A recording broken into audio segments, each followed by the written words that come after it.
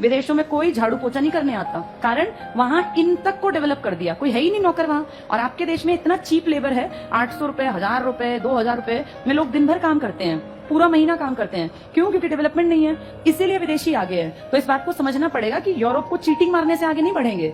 Europe का base देखो, Australia, America क्यों एडवांस्ड है, इन्होंने एक एक चीज को उठा के हर किसी को पढ़ा दिया।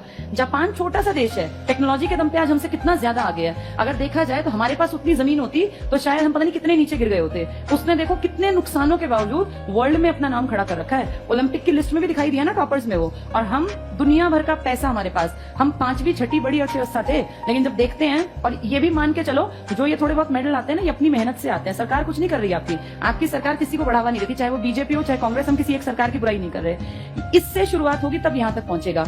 ये बात सोचने की, और सबको पता भी है पढ़े लिखों को, लेकिन आपके देश में सारा ध्यान किस पे दिया जाता है। इसलिए 75 साल हो गए, अब तक कुछ नहीं हुआ और ना ही होगा।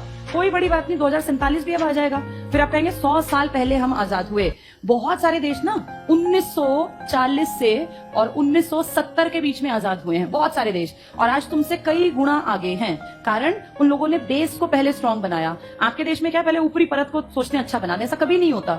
शुरुआत हमेशा बेसिक से की जाती है। आपका बेस है गांव, जब तक गांव नहीं संभलेंगे, सुधरेंगे, तब तक परिवर्तन नहीं आना। चाहे मोदी जी 50 साल बैठे रहे और चाहे कांग्रेस आए, चाहे कोई पार्टी आए, जब तक बेस को नहीं सुधारोगे ये कभी सुधर ही नहीं सकता। इसको जानबूझ के प्लानिंग का हिस्सा कह लो कि काम नहीं करना, या पता नहीं समझ ही नहीं है। ऐसा तो मान नहीं सकते कि समझ नहीं है, क्योंकि वहां बैठने वाले लोग आईएएस रैंक के हैं जो प्लानिंग में शरीक होते हैं। शायद ये लंबी प्लानिंग है कि देश का विकास ना ही हो तो ही ठीक है। जितनी बड़ी मूर्खों की फौज होगी उतना नालायक लोग राज भी तो कर पाएंगे ना। जिस दिन लोग पढ़ लिख गए उस दिन नालायकों को हटना पड़ेगा, फिर बुद्धू आदमी राज नहीं कर पाएगा। आज जो आपके देश में आधे अनपढ़ राज कर रहे हैं ना, इसका कारण ही है क्योंकि अब तक गांव ही नहीं सुधरे। जिस दिन गांव सुधरने स्टार्ट हो गए, देश अपने आप बदलेगा।